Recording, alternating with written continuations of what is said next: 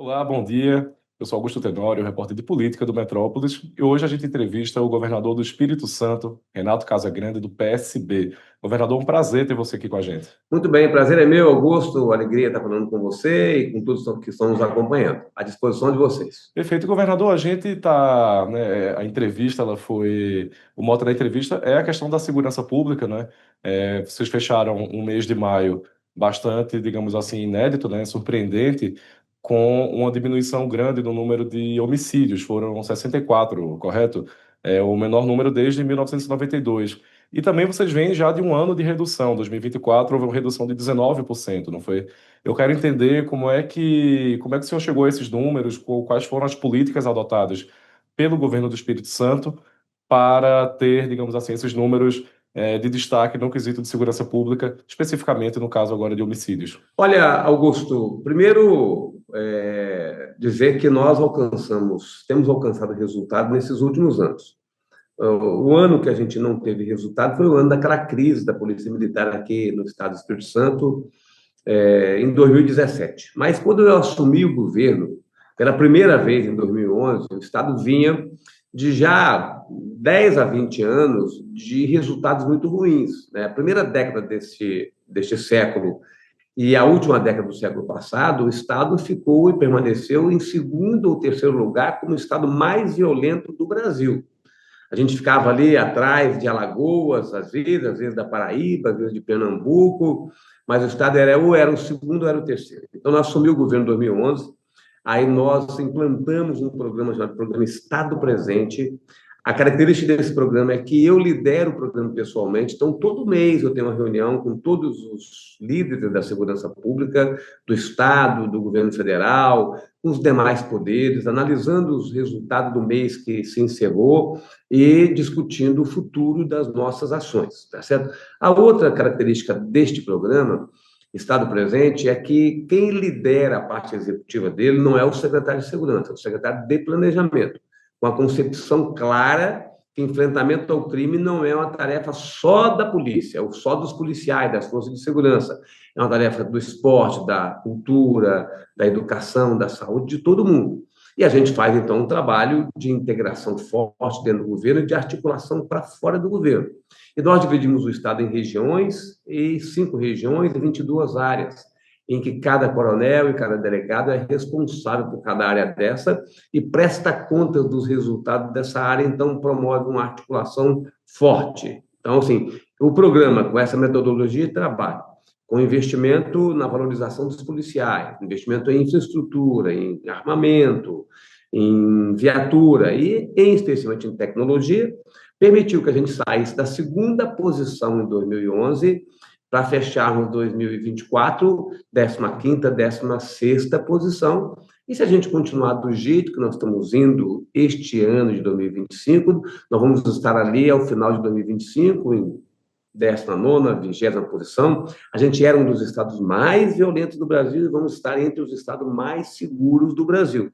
Mostrando que política pública, quando você tem uma condução política adequada, você tem continuidade das políticas públicas, você tem investimento e tem método de trabalho, vai produzindo resultado. Também lá em 2011, a gente tinha 7 cidades do estado que estavam entre as 35 mais violentas do Brasil. Hoje não temos nenhuma mais, tá certo? Então, isso mostrou o avanço que a gente teve nesse tempo e produzindo um efeito grande. É lógico que ainda nós temos uma violência alta, né? Se a gente tinha 2 mil homicídios em 2010 e a gente caiu para 852 homicídios no ano passado, a gente caiu muito, mas ainda temos um desafio muito grande pela frente, que é continuar ainda fazendo a redução de homicídios. Perfeito, governador. Também uma face da segurança pública, e hoje em dia está sob muito debate, é também a questão da letalidade policial. E eu pergunto isso porque a gente também acessou os dados aqui do Ministério da Segurança Pública e diz que o Espírito Santo é um dos 10 estados onde aumentou também a letalidade policial entre 2023 e 2024. Foi um aumento de 25,86% no número de ocorrências no período, sendo a quarta maior. Eu queria entender também como é que o governo, como é que a gestão estadual está lidando também com essa questão da letalidade policial, da violência policial, que de fato é um problema que a gente vê não só no Espírito Santo, mas também em outros estados, Goiás, São Paulo, enfim. É verdade, a gente teve aumento da letalidade policial, mas ainda assim estamos abaixo da média nacional. O que que, na nossa avaliação, aconteceu nesses últimos anos? Aconteceu um aumento da quantidade e do potencial das armas disponibilizadas para os grupos criminosos. Então, você tem hoje os grupos criminosos mais bem armados, com pistolas, com metralhadoras, com rifle, né? Você tem, então, isso dá aos grupos criminosos a coragem de fazer um enfrentamento à polícia. Só que a nossa polícia, e a polícia também de outros estados, acredito eu, também está muito bem armada. Então, na hora que você tem o enfrentamento, você tem troca de tiro, e geralmente os grupos criminosos tendem a estar em desvantagem, tá certo? Quando comparado com a força, o treinamento e o potencial das armas dos policiais. E tem que ser assim mesmo. A polícia não pode perder na hora que faz o enfrentamento dos grupos criminosos. Então, a quantidade de arma disponível deu aos grupos criminosos essa coragem de fazer o enfrentamento. A outra realidade que a gente vive é que, com o trabalho que a gente faz de prisão das lideranças maiores dos grupos criminosos, assume esse controle de pessoas mais jovens. E as pessoas mais jovens têm também uma audácia maior e até um nível de responsabilidade. Pensando na ética do crime, ou nos limites do crime, né, tem lideranças do crime que têm um certo limite e sabe até onde pode ir no enfrentamento. Quando uma pessoa mais jovem assume a liderança de um grupo criminoso, ele acha que ele pode tudo tendo uma arma na cintura. Então, também aumentou a quantidade de enfrentamento. Então, acho que para nós aqui, essas são as principais razões da gente ter aumentado esse número de enfrentamentos que nós temos aqui no Estado. Perfeito. Para fechar esse tópico também dessa questão de problemas com polícia, a gente viu que recentemente teve um caso aí no Espírito Santo de 3 policiais militares que foram presos sob suspeita de arremessar um jovem que tinha sido detido, né, um menor de idade, que tinha sido detido e depois liberado, e de arremessá-lo de uma ponte, e depois ele foi encontrado morto. Eu queria entender também como é que o governo está lidando com essa situação, se já teve algum contato com a PM para tentar evitar que novas situações assim voltem a acontecer. Não, a pessoa, toda a ação, nós tivemos esse caso, tivemos que da pessoa que foi jogada da ponte. Depois, antes nós tínhamos tido um caso em Colatina. Então, assim, a nossa corregedoria, a gente aciona o Ministério Público, qualquer ato que envolve a participação dos militares ou de qualquer outro policial que não tenha uma justificativa, não tenha um procedimento adequado, nós avançamos na punição imediata, através das investigações da Polícia Civil, da Corregedoria da Polícia Militar, no caso, e nós solicitamos, até porque já é obrigação do Ministério Público fazer o controle externo das forças de segurança, o Ministério Público faz esse acompanhamento. Então, nós aqui não passamos a mão também na cabeça de policial que, por acaso, por algum procedimento equivocado, causa um prejuízo a alguém, ou a vida, ou algum ferimento a essas pessoas. O que a gente tem avançado aqui também, Augusto, é bom a gente registrar, eu não registrei, nós já estamos com uma companhia que está testando as câmeras corporais, então a companhia aqui da região continental de Vitória já está em teste, nós estamos comprando mais câmeras corporais, porque essas câmeras vão proteger o policial, aquele policial que age adequadamente, que é a grande maioria do policial, praticamente todos os policiais, e vai também proteger qualquer desvio de conduta de qualquer profissional. Então, isso também vai ser uma segurança para os policiais. Perfeito. Governador, ainda falando de segurança, mas agora também um pouco de política, como eu destaquei no início da entrevista, o senhor é filiado ao PSB, um partido de centro-esquerda, e tem uma relação, assim, digamos, com esse campo, mas a gente vê uma dificuldade de lideranças de esquerda em se apropriarem dessa pauta da segurança pública, que, vez ou outra, ou está em primeiro ou está em segundo lugar, na lista de maiores preocupações do brasileiro hoje. O que é que o senhor acha que acontece para essa desconexão, digamos assim, da esquerda? Porque a gente percebe que lideranças de direita possuem, digamos assim, uma certa facilidade para se apropriar desse discurso. Temos o caso do governador de Goiás, o Ronaldo Caiado, também o Tarcísio de Freitas em São Paulo e tantos outros. O que é que você acha que a esquerda precisa fazer, o centro-esquerda ou o campo progressista,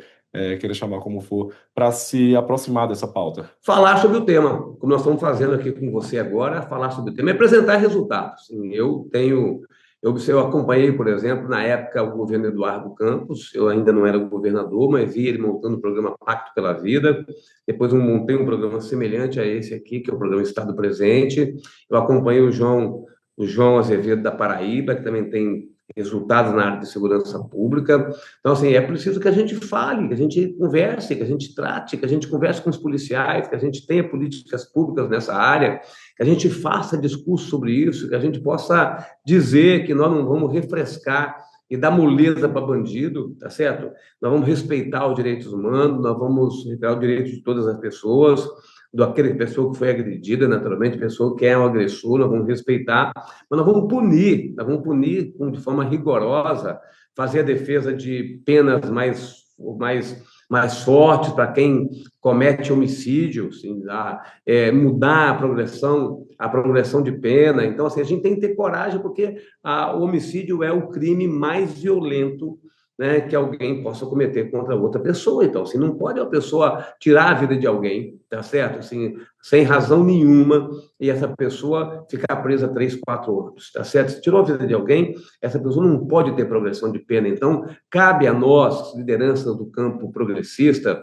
a gente apresentar resultado quando você está no governo, na prefeitura, né, ou debatendo no Congresso Nacional, apresentar proposta e apresentar resultado. No meu caso, apresentar resultado. Você imagina que depois de 3 governos eu dissesse para a população capixaba: olha, infelizmente, em 2011, no meu governo, o Estado era o segundo mais violento, mas a situação me levou a dizer a vocês que 12 anos depois, tá certo, ainda o Estado é o segundo mais violento. Então, assim, não tem como você fazer um discurso desse. Então, a gente tem que apresentar os resultados, debater o tema, discutir o tema, respeitoso com as pessoas, usando as evidências científicas e tecnologia para a gente poder fazer o enfrentamento, discordando da expressão violenta e radical que alguns usam, que bandido bom é bandido morto.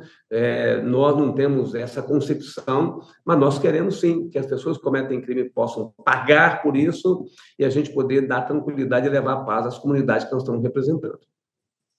Eu estou comprovando aqui, só para complementar, eu estou comprovando aqui no Estado, e tem outros governadores que podem comprovar também, estou comprovando aqui que uma liderança do campo progressista pode sim apresentar resultado, pode ter identidade com a área da segurança pública e pode, com todas essas características que eu disse, pode, de fato, discutir abertamente com a sociedade que nós estamos representando sobre esse tema. A gente tem uma percepção também que o governo federal, no caso agora o governo Lula, tem tentado se apropriar desse tema também com a questão da PEC da segurança pública. É um tema que está bastante em discussão agora, chegou ao Congresso, né, deve ter um novo período, digamos assim, de escuta a governadores, a todas as pessoas envolvidas na segurança pública. Eu queria entender também a sua avaliação sobre essa iniciativa do governo e também sobre o timing dela, se você acha que veio tarde, se há como o governo ainda se apropriar, o governo que eu falo, o governo federal, se apropriar desse discurso, dessa questão da segurança pública e talvez já apresentar algum resultado ano que vem, ano de eleição. Eu não sei se dará tempo para o governo Lula tirar resultado político desse debate, mas assim, o envio da proposta de emenda à Constituição para o Congresso Nacional foi uma atitude correta. Mesmo que você já tenha legislação infraconstitucional que trata do Sistema Único de Segurança Pública, mas você constitucionalizar o tema e você impedir que os fundos de segurança do sistema prisional não sejam contingenciados, que o governo vai ter, através de um conselho com participação dos estados, acompanhar todo o trabalho de segurança pública no Brasil, vai buscar padronizar procedimentos, vai buscar unificar informações e permitir o intercâmbio dessas informações. Tudo isso tem um papel importante e é bom que a gente divida essas responsabilidades. Ninguém pode ser detentor e ter o monopólio do debate, do enfrentamento ao crime. O enfrentamento ao crime tem tudo a ver com os governos estaduais, como nós estamos executando hoje, tem tudo a ver com o governo federal, que tem que controlar suas fronteiras, que tem que combater o tráfico de droga, tem que combater a entrada ilegal de armas no país, que tem que fazer todo esse procedimento de unificação de informações para que haja essa troca de informação, tem a ver com os municípios, que hoje têm guardas municipais, mas mesmo quem não tem guardas municipais, uma iluminação pública bem adequada, uma infraestrutura, um sentimento de pertencimento que o prefeito e a prefeita podem levar aos seus representados, isso tudo ajuda, tem a ver com as nossas famílias, tem a ver com as nossas igrejas, nossas comunidades, então ninguém pode achar que é o dono do combate ao crime. O combate ao crime tem que ser feito por todo mundo. Nós aqui fazemos isso, assim, nós não é o governador que é o todo-poderoso que está conseguindo reduzir a criminalidade. É o trabalho, são os policiais, são os municípios, é o governo federal, é um trabalho em conjunto que a gente tem aqui que está produzindo esse resultado. Por isso que eu acho que foi bom, né, o Congresso ter a oportunidade de debater de forma mais consistente, mais conteúdo a proposta, melhorar a proposta do governo federal. Perfeito. Assim, num resumo bastante rápido, né? A proposta ela traz essa questão da constitucionalização do Sistema Único de Segurança, né, o SUSP. Temos também a constitucionalização dos fundos de financiamento, o fortalecimento das atribuições da União, né? Você fortalece o governo federal nessa iniciativa, a criação da Polícia Viária Federal, ampliação de papel das guardas municipais, autonomia das corregedorias e ouvidorias. Tem algum ponto desses que o senhor discorda ou que o senhor acha que precisa de melhoria ou a proposta está pronta? A proposta está pronta na minha avaliação. Lógico que isso não significa que o debate no Congresso não possa melhorar ainda mais a proposta, mas é preciso que a gente também reconheça que o governo chamou os governadores, o governo federal, para esse debate. É preciso que a gente reconheça que o ministro Lewandowski esteve aqui no Espírito Santo discutindo numa reunião do consórcio dos governadores do Sul e dos estados do Sul e do Sudeste. Depois nós tivemos um outro encontro em algum outro estado do Sul e do Sudeste também, que esse assunto foi debatido e discutido entre os secretários estaduais de segurança. Então, teve aquilo que era uma certa ameaça, que dava ao governo federal o poder de fazer ou tinha alguma dúvida que poderia talvez fazer alguma interferência nas ações do governo, esses pontos nebulosos foram retirados da proposta. Então, pode ser que tenha um detalhe de um outro texto, mas a proposta está bem ajustada na minha avaliação, pelo menos. Perfeito. Vamos para a política de fato agora. O senhor é governador reeleito, correto? Quais são seus planos para 2026?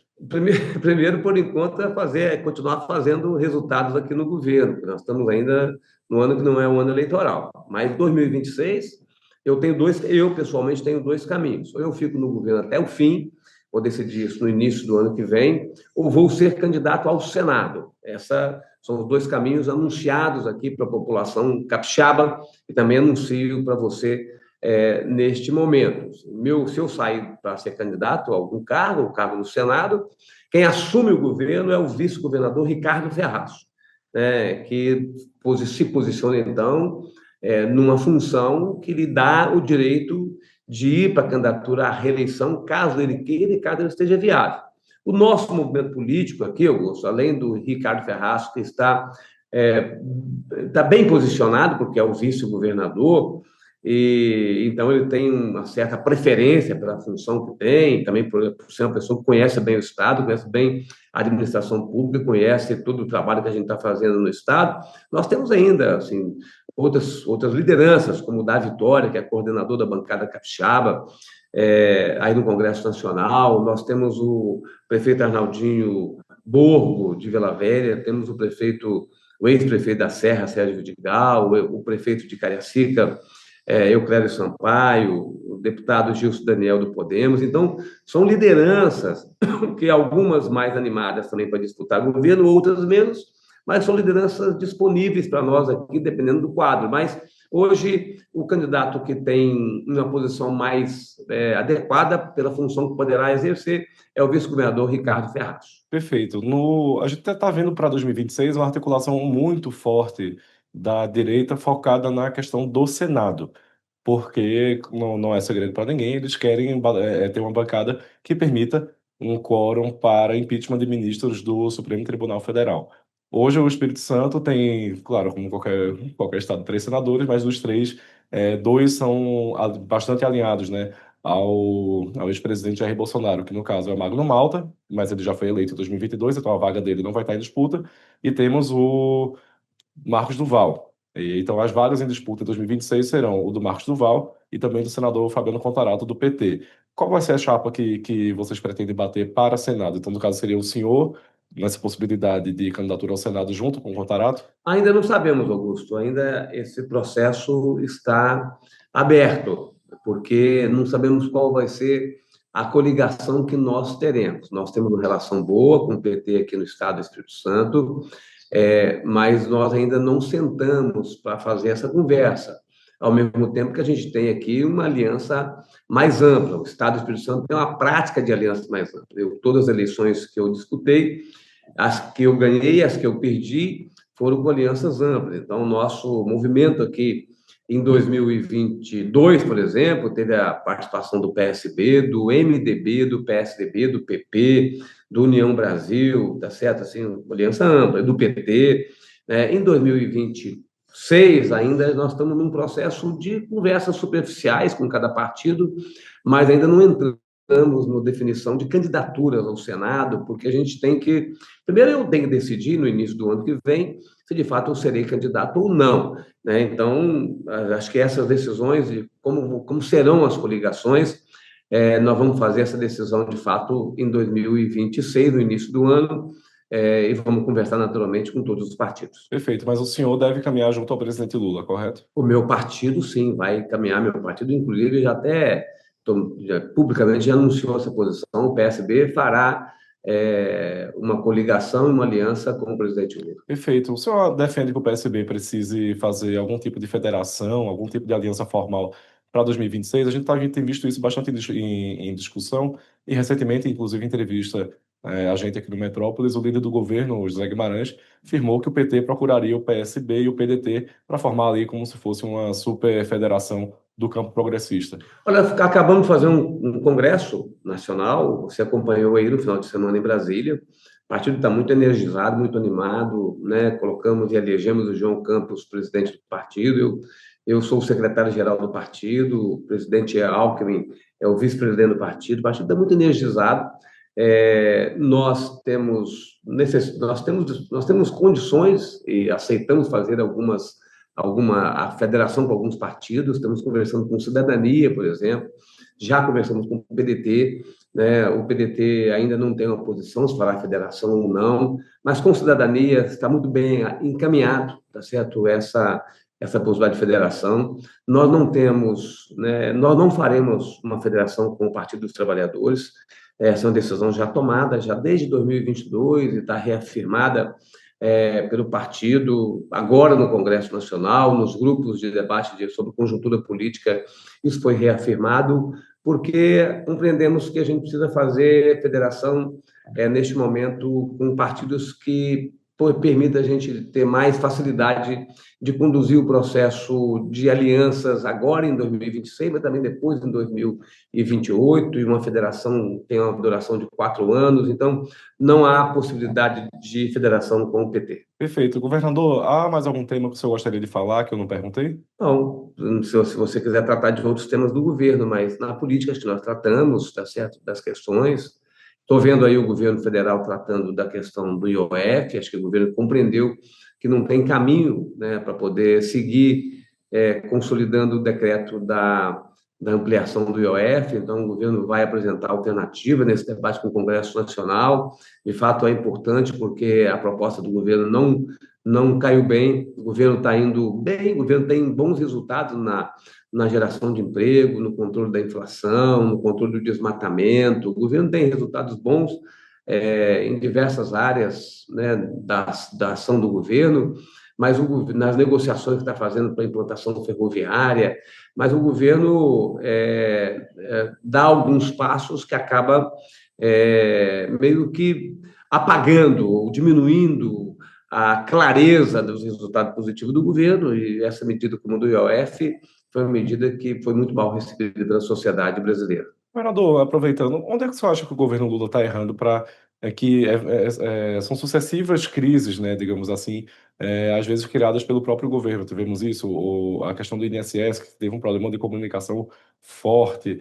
Qual é o problema do governo hoje para não disparar em popularidade? Você já falou, é comunicação. Comunicação, é rapidez na reação. Lógico, o presidente da República não sabia daquilo que estava acontecendo no INSS. Pode ser que o ministro também não tinha essa informação, mas quando teve a informação, tinha que ter reagido imediatamente. Então, a demora, às vezes, na reação provoca um desgaste. Então, acho que é essa a decisão de forma unitária do governo em reagir a fatos que acontecem, como aconteceu lá com o PIX no final do ano passado, agora com o INSS, com o IOF. Então, são eventos que enfraquecem a imagem do governo.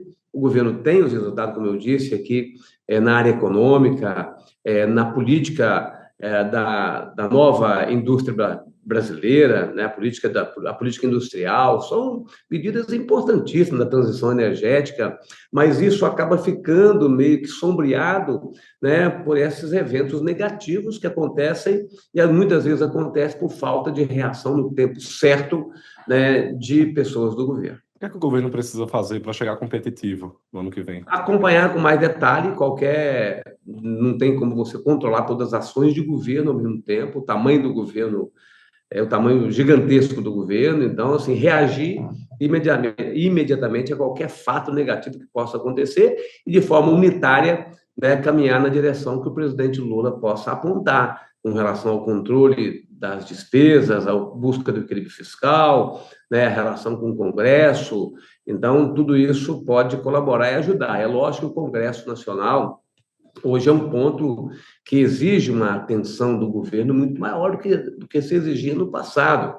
Congresso, assim, por vácuo causado por governos que se enfraqueceram, como o governo da presidente Dilma, né, que foi impedida, então perdeu o poder político, o governo do presidente Michel Temer, né, que também recebeu diversas denúncias, passou por diversas denúncias no período dele, também se enfraqueceu. O governo do presidente Bolsonaro, que terceirizou a política, então deu ao Congresso Nacional, os partidos do Centrão, em especial, a condução política, tudo isso deu ao Congresso Nacional um poder de execução orçamentária que não é próprio de um sistema presidencialista. Então, os fatos negativos associados à falta de uma base no Congresso e associado ao poder que o Congresso conquistou, né, nesses últimos anos, isso dificulta muito o ato de governar do presidente da República, porque você tem hoje um sistema presidencialista que meio que faz de conta, né? O presidente da República é o grande executor do orçamento, teria que ser, mas quem, na verdade, controla 50% do orçamento de infraestrutura é o Congresso Nacional. Então, isso provoca um desvio institucional e um enfraquecimento institucional que exige uma atenção e um gasto de energia muito maior por parte do presidente da República poder controlar a política e avançar nas matérias que têm interesse no Congresso Nacional. Perfeito. Governador, meus temas que eu tinha preparado para perguntar ao senhor foram esgotados. E caso o senhor queira fazer algum complemento ou abordar alguma outra coisa, podemos fazer ainda. Te agradeço muito, Augusto. Agradeço a você, ao Metrópolis. Obrigado aí pela atenção de vocês. Estou aqui no Espírito Santo inteiramente à disposição. Eu que agradeço, governador. Bem, esta foi a entrevista com o governador do Espírito Santo, Renato Casagrande. Governador, sempre seja bem-vindo aqui. Muito obrigado.